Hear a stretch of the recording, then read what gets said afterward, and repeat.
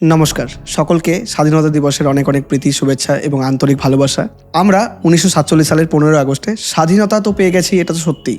কিন্তু যদি আপনি দেখেন চারিদিকে, যদি লক্ষ্য করেন, ইভেন নিজের মনের মধ্যেও যদি চেক করেন, তাহলে দেখবেন যে ফাইন্যান্সিয়াল ইন্ডিপেন্ডেন্সি যেটা রয়েছে সেটা আমাদের অনেকের মধ্যেই নেই।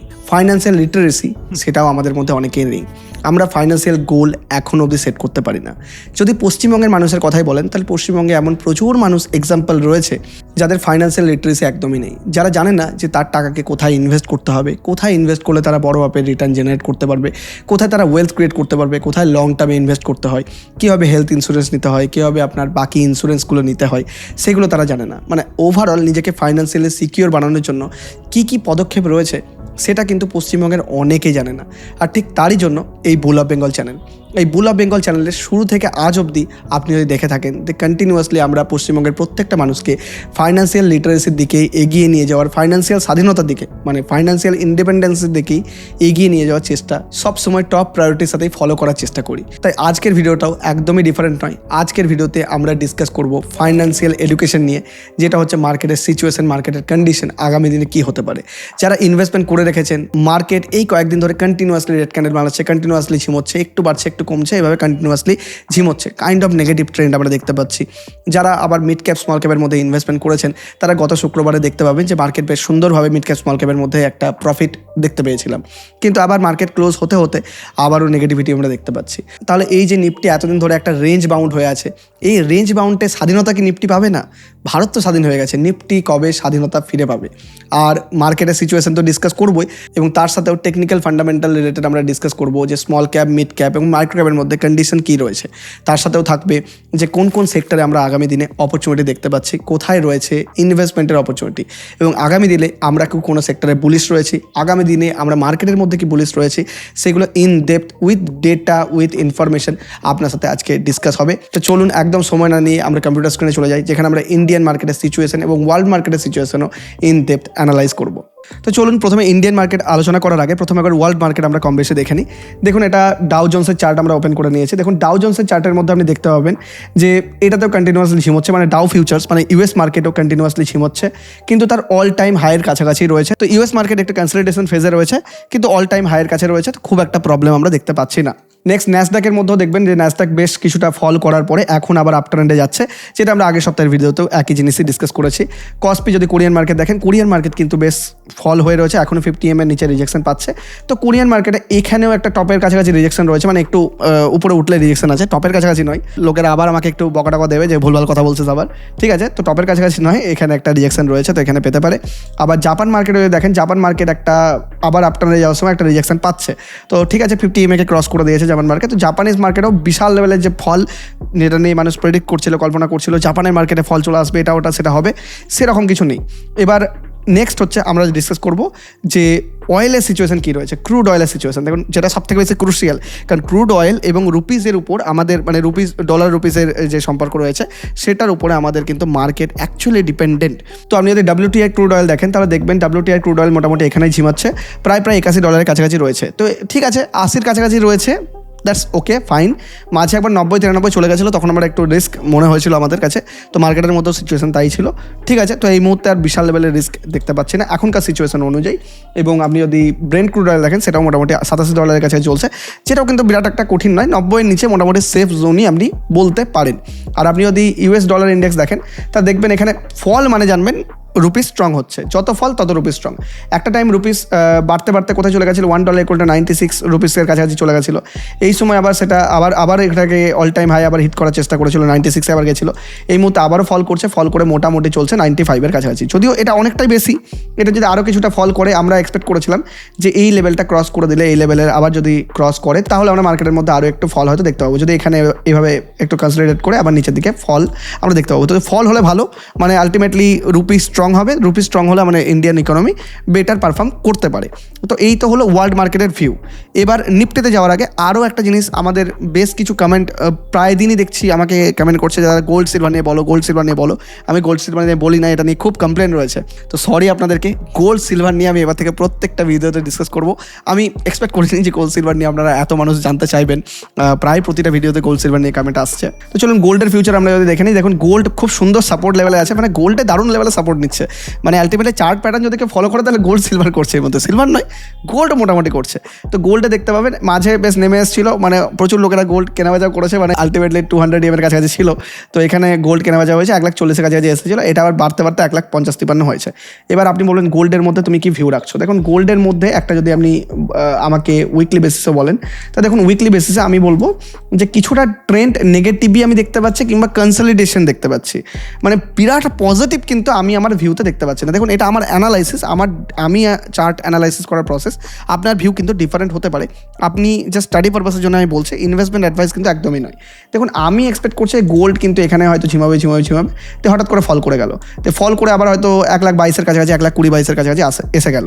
তো 1,20,000 কাছাকাছি এসে যাওয়ার একটা পসিবিলিটি রয়েছে। হ্যাঁ, আবার যদি আবার কোনো নেগেটিভ সিচুয়েশন, ডোনাল্ড ট্রাম্প যতদিন আছে বুঝতেই পারছেন अभी हम जिंदा हैं, তাহলে বাড়তেও পারে, কিন্তু এক্সপেকটেশন নর্মাল সিচুয়েশনে আমি কনসলিডেশন টু ফল এক্সপেক্ট করছি। কেন? কারণ অ্যাকচুয়ালি মার্কেটকে আমি বুলিশ এক্সপেক্ট করছি, তার জন্য গোল্ডের কনসলিডেশন এক্সপেক্ট করছি, চিন্তা নেই, ওটাও দেখাচ্ছি আপনাকে।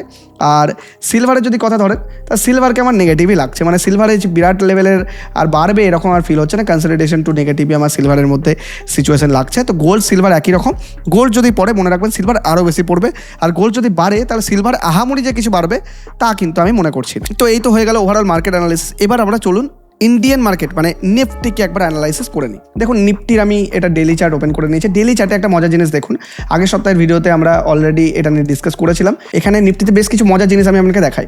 প্রথমত একবার বলে দিই যে ইয়েলো কালার লাইনটা 50 EMA, গ্রিন কালার লাইনটা 100 EMA, আর ব্ল্যাক কালারের যে লাইনটা দেখতে পাচ্ছেন এটা 200 EMA। তো ফাইনালি নিফটি এটার উপরে যায়, বেশ সুন্দরভাবে র্যালি দেয়, দারুণ লেভেলের র্যালি। আপনি ভাবুন না, 23,600 থেকে কন্টিনিউয়াসলি র্যালি দিয়েছে 24,700 অবধি, মানে প্রায় 1400 পয়েন্টের কাছাকাছি র্যালি। 23,600 থেকে 24,700, না 1400 নয়, প্রায় 1100 পয়েন্টের র্যালি, মানে কি ভুলভাল হিসাব করছি, যাই হোক সরি। তো এরকম র্যালি আপনি দেখতে পাচ্ছেন। এবং তারপরে আমি এক্সপেক্ট করেছিলাম যে নিফটি একটু ঝিমোতে পারে। কেন ঝিমোবে? কারণ আমি বলেছিলাম যে আলটিমেটলি দেখুন এটা হচ্ছে 200 EMA উপর আছে, 50 EMA নিচে আছে। তো 200 EMA কে এখানে 50 EMA দেখুন ক্রস করেছে। তো 200 EMA কে 50 EMA যদি ক্রস করে উপর থেকে নিচের দিকে, তাহলে ওটা হয় ডেথ ক্রস ওভার। তো ডেথ ক্রস ওভার বানিয়ে ফেলেছিল, মানে নেগেটিভ সেন্টিমেন্ট বানিয়ে ফেলেছিল। কত নেগেটিভ হয়েছে আপনি অলরেডি জানেন। এবার ঘটনা হচ্ছে যে গোল্ডেন ক্রস ওভার বানাতে হবে। গোল্ডেন ক্রস ওভার মানে কি? ফাইনালি 50 EMA, মানে এই যে ইয়েলো কালার লাইনটা দেখতে পাচ্ছেন, এই লাইনটা উপর দিকে যাবে, মানে কাইন্ড অফ আমি আপনাকে যদি ড্র করে দেখাই, এই যে 200 EMA এটা এখানে থাকলো, এটা হচ্ছে 200 EMA, আর এটা 50 EMA ক্রস করে যদি উপর দিকে এভাবে যায়, তাহলে তৈরি হবে গোল্ডেন ক্রস ওভার। তো যতদিন না গোল্ডেন ক্রস ওভার তৈরি হচ্ছে ততদিন আমি সম্পূর্ণরূপে যে নিফটি বিশাল বড় র্যালি দিয়ে দেবে এটা বলবো না। আলটিমেটলি আমরা এখানে consolidation phase to up trend দেখতে পারি, কিন্তু বিশাল লেভেলে নিফটি বাড়বে এরকম এক্সপেকটেশন কিন্তু আমার নয়। এবার আমি আগের সপ্তাহের ভিডিওতে কি বলেছিলাম দেখুন, এক্স্যাক্টলি আমরা মার্কেটের মধ্যে সেই প্যাটার্ন হতে দেখতে পাচ্ছি। আগের সপ্তাহে দেখুন আমরা পুরো ড্র করা আছে যে নিফটি এভাবে বাড়লো, এরপর একটু পরে এই জায়গাটা এসে ঝিমোতে পারে, মানে 50 EMA 100 EMA এর কাছে। আপনি ওই দেখেন লাস্ট 3 দিনে কন্টিনিউয়াসলি এখানেই ঝিমোচ্ছে এবং লাস্ট 2 সপ্তাহেও কন্টিনিউয়াসলি এখানেই ঝিমোচ্ছে। তো এবার হচ্ছে মার্কেটের আলটিমেটলি ট্রেন্ড রিভার্সালের টাইম, মানে মার্কেট যেখান থেকে অ্যাকচুয়ালি ঘুরে উপরে যাওয়ার পসিবিলিটি করবে। এবার আপনি বলছেন আমি উপরেই কেন বলার চেষ্টা করছি? একটা মজার জিনিস দেখুন, যখন মার্কেট একটু নিচের দিকে থাকে, যখন কারেকশন মোডে থাকে, তখন দেখবেন এই ছোটো ছোটো ছোটো ছোটো ক্যান্ডেল সব রেড, কিন্তু প্রত্যেকটা রেড ক্যান্ডেল আমি যদি একটু জুম করি, দেখুন এই রেড ক্যান্ডেল নিচে দেখুন উইক কত বড়, এই রেড ক্যান্ডেল নিচে উইক কত বড়, মানে সেলাররা ডমিনেট করেছিল, নিচে নিয়ে চলে এসেছিল। মানে ভাবুন সেই দিন যদি আপনি মার্কেট দেখতেন তাহলে কী লেভেলের নেগেটিভ লাগতো না মার্কেট, কিন্তু বায়াররা আবার তুলে নিয়ে যায়, আবার সেলাররা ডমিনেট করে, বায়াররা তুলে নিয়ে যায়, আবার ইনডিসিসিভ ক্যান্ডেল, আবার গ্যাপ ডাউন, আবার দেখুন এখানে একটু ফল, এখানে একটু ফল। কিন্তু আপনি যদি মজার জিনিস একটা দেখেন, যদি ফল হওয়ারই হয় তাহলে তো এরকম ফল হবে। এই যে রেড বানালো ফটফট করে নিচের দিকে পড়ে গেল, মার্কেট থামলো না, আবার রেড বানালো ফটফট করে নিচের দিকে পড়ে গেল। কিন্তু এইখানে দেখুন ঝিমিয়েই যাচ্ছে, এই 24,700 থেকে এই 24,300, এই 400 পয়েন্টের মধ্যে ঘুরপাক খাচ্ছে। কেন? মার্কেট যদি সেলিং ফেজে থাকে, অ্যাকচুয়ালি যদি নেগেটিভ হয়, তাহলে মার্কেট পড়বে, যেটা কিন্তু এই মুহূর্তে আমরা নিফটি লেভেলে হতে দেখতে পাচ্ছি না। এইটা একটা পজিটিভ জিনিস। আর আপনিও দেখেন যে এই ধরনের জিনিস, এই ধরনের সিচুয়েশন, যে ছোটো রেড ক্যান্ডেল, মানে মার্কেট বাড়ছেও না পড়ছেও না, খুব একটা পড়ছে না, কিন্তু রেড ক্যান্ডেল বানাচ্ছে, এই ধরনের সিচুয়েশন আগে কি হয়েছিল? ইয়েস হয়েছিল এই ধরনের সিচুয়েশন। চলুন আমাদেরকে তার জন্য যেতে হবে আর একটা পুরোনো চার্টে। আর ভিডিওর মিডলে একটা ছোট্ট রিকোয়েস্ট, যারা এখন অবধি চ্যানেলটিকে সাবস্ক্রাইব করেননি, ভিডিওটিকে লাইক করেননি, প্লিজ ভিডিওটাকে লাইক করে দেবেন। দেখুন, একটা ভিডিও বানাতে অনেক পরিশ্রম লাগে, অনেক বেশি রিসার্চের প্রয়োজন হয়, অনেক ডেটা ড্রিভেন কথা বলতে হয়, তার জন্য অ্যানালিসিস করতে হয়। তো ভিডিওর পিছনে অনেকটাই পরিশ্রম থাকে। তাই প্লিজ ভিডিও যদি একটু ভালো লাগে, আপনার লাইফে একটু হলেও যদি ভ্যালু এডিশন করতে পারি, চ্যানেলটিকে সাবস্ক্রাইব করতে একদম ভুলবেন না। তো পুরোনো চার্টের মধ্যে আপনি যদি দেখেন তাহলে এই লেভেলটা লক্ষ্য করুন। এখানে এই প্রায় 2023 দেখুন বাড়লো, এখানে রেড ক্যান্ডেল, এটাকে যদি ইগনোর করি দেখেন এখানে ছোটো ছোটো রেড ক্যান্ডেল বেড়ে গেল, আবার দেখুন ছোটো ছোটো রেড ক্যান্ডেল বেড়ে গেল। মানে এখানে ঝিমোতে আলটিমেটলি যদি লক্ষ্য করেন মার্কেট কিন্তু উপরের দিকেই গেল। দেখুন পড়তে কী হয়ে যাচ্ছে মার্কেট, আলটিমেটলি কোন দিকে যাচ্ছে? উপরের দিকে যাচ্ছে কন্টিনিউয়াসলি। এর মাঝে কত ছোটো ছোটো রেড ক্যান্ডেলের সিচুয়েশন, কত ছোটো ছোটো রেড ক্যান্ডেলের সিচুয়েশন। তো মার্কেট কী করেছিল? রেড ক্যান্ডেলে মার্কেট কিন্তু ফল করেনি, রেড ক্যান্ডেলে মার্কেট ইনডিসিসিভ ছিল, মার্কেট ঝিমিয়েছে। আপনি যদি স্টক স্পেসিফিক অ্যাকশন দেখেন, মিড ক্যাপ স্মল ক্যাপ যদি এই সময় গিয়ে দেখেন তাহলে দেখবেন তারা র্যালি দিয়েছে।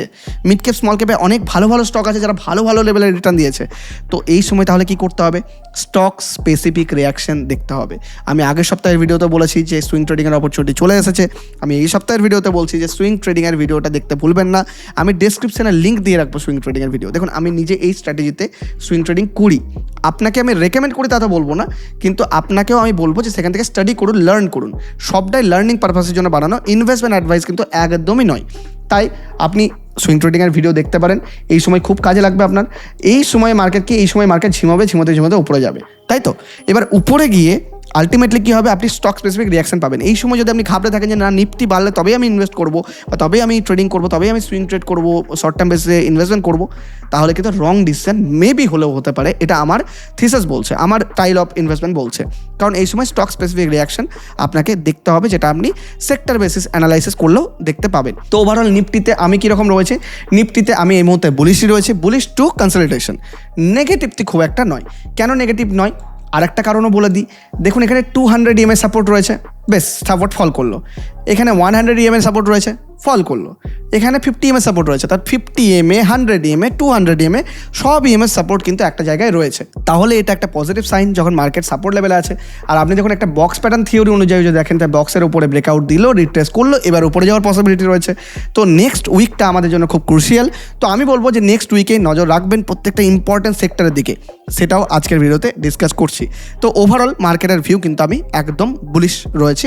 তো আমি মার্কেটে কেন বুলিশ আছি এটার পিছনে আরও একটা থিসিস আপনাকে দিচ্ছি। দেখুন নিফটি স্মল ক্যাপ, দেখুন স্মল ক্যাপ তার এই যে ব্রেকআউট লেভেল, দেখুন প্রথমে হচ্ছে ট্রেন্ড লাইন প্যাটার্নের ব্রেকআউট দিয়েছে, খুবই সুন্দর। তার যেই আপনার একটা সুইংয়ের ব্রেকআউট সেটাও দিয়েছে। সুইংয়ের ব্রেকআউটের পরে একটা যদি এই লেভেলে দেখেন তাহলে একটা রেড ক্যান্ডেল আপনি দেখতে পাবেন স্মল ক্যাপে। বাবরে কী ভয় লাগছে রেড ক্যান্ডেল। তো ওটা হতে পারে যে ফেক ক্যান্ডেল, হতে পারে যে এখানে রিট্রেস করতে আসছে। তো নজর দিতে হবে নেক্সট উইকে একটু স্মল ক্যাপের দিকে একটু কসাস থেকেই নজর দেবেন। আর নেক্সট হচ্ছে কি নিফটি স্মল ক্যাপ 100 ইন্ডেক্স, এখানেও কিন্তু রেড ক্যান্ডেল দেখতে পাচ্ছি আমরা, অল টাইম হাইকের ব্রেকআউট দিয়ে দিয়েছে। তো রেড ক্যান্ডেল মানেই কিন্তু খারাপ নয়। আপনি দেখবেন যে রেড ক্যান্ডেল মানে রিট্রেস করবে কিনা। আপনাকে এর আগের সপ্তাহে বলেছিলাম কি যে এখানে হয়তো ঝিমোতে পারে কিংবা রিট্রেস করে উপরে যেতে পারে। তো রিট্রেস করে উপরে যাওয়ার পসিবিলিটি আমি এই মুহূর্তে দেখতে পাচ্ছি। আর তাছাড়াও আপনি দেখবেন যে নিফটি মিড ক্যাপ তার অল টাইম হাইকে ব্রেকআউট দিয়ে দিয়েছে, এবং ব্রেকআউট দেওয়ার পর দেখুন কীরকম রেড গ্রিন করতে করতে আলটিমেটলি উপরে যাচ্ছে, উপরে গেল, আবার পড়লো, আবার উপরে যাওয়ার পসিবিলিটি আমরা মিড ক্যাপও দেখতে পাচ্ছি। কিন্তু মাইক্রো ক্যাপ আবার দেখছি দারুণ স্ট্রং রয়েছে। মাইক্রো ফাইনালি অল টাইম হাইয়ের কাছাকাছি এসে আপনার একটা রিজেকশন নিতে আমরা দেখতে পাচ্ছি। এখানে দেখুন, আমি যদি একটু চার্টটাকে বড় করে জুম করে দিই তাহলে দেখবেন দোজির মতো ক্যান্ডেল বানাচ্ছে। That is very very good. টপে গিয়ে দোজি বানালো, টপে গিয়ে আপনার ব্রেকআউট দিল, ঝিমোলো, দ্যাট ইজ গুড। টপে গিয়ে পড়ে না গেলে যথেষ্ট। তো পড়ে যাচ্ছে না, দ্যাটস ওয়াই আমি আরও বেশি মার্কেটের প্রতি বুলিশ রয়েছে যে মার্কেট একটু ঝিমোতে পারে, কনসলিডেট করতে পারে, কিন্তু বিশাল লেভেলের ফল এক্সপেকটেশন নয়। কিন্তু তাই বলে কি আমরা মার্কেটের মধ্যে রেড ক্যান্ডেল দেখতে পাবো না? অবশ্যই আমরা আগামী সপ্তাহে রেড ক্যান্ডেল দেখতে পারি, নেক্সট কয়েকদিনের মধ্যে রেড ক্যান্ডেল দেখতে পারি। তো রেড ক্যান্ডেল থাকলেও কিন্তু আমরা থাকবো বুলিশ, আমাদের ভিউ থাকবে বুলিশ। কারণ মার্কেট আলটিমেটলি উপরে এইভাবে যাবে না। মার্কেট কীভাবে যেতে পারে? বাড়লো একটু কমলো, আবার বাড়লো একটু কমলো, এইভাবে যেতে পারে। তো যখন কমবে মার্কেট তখন তো রেড ক্যান্ডেলই বানাবে। তো এটা নিয়ে ভয়ের কোনো কারণ নেই। তাই সবসময় নিজের মেন্টাল স্বাধীনতাও অর্জন করুন। তাই শুধু দেশকে স্বাধীন করলে হবে না, নিজের ব্রেনকেও একটু স্বাধীন করতে হবে এইসব ভাবনা চিন্তা থেকে। তাই এই কারণেই কিন্তু আমি মার্কেটের মধ্যে বুলিশও রয়েছে। তো চলুন, যদি বুলিশই থাকি তাহলে কোন কোন সেক্টরে বুলিশ রয়েছে, কোথায় অপরচুনিটি রয়েছে সেটাও তো বলতে হবে। কারণ স্টক তো আপনি জাস্ট তুড়ি মেরে খুঁজে নেবেন, কারণ সুইং ট্রেডিংয়ের ভিডিও দেখবেন আপনি। কিন্তু সেক্টর স্পেসিফিকও তো জানতে হবে।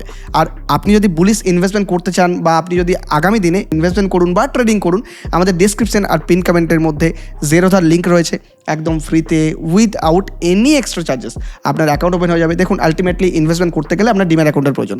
সেটা আপনি এসআইপি করুন, মিউচুয়াল ফান্ডই করুন, ডাইরেক্ট স্টকে ইনভেস্ট করুন বা চার্ট অ্যানালাইসিস করুন, তাহলে তার জন্য আপনি ফ্রিতে ডেসক্রিপশন থেকে বা পিন কমেন্ট থেকে আপনি যে লিঙ্ক রয়েছে সেখান থেকে অ্যাকাউন্ট ওপেন করে নিন।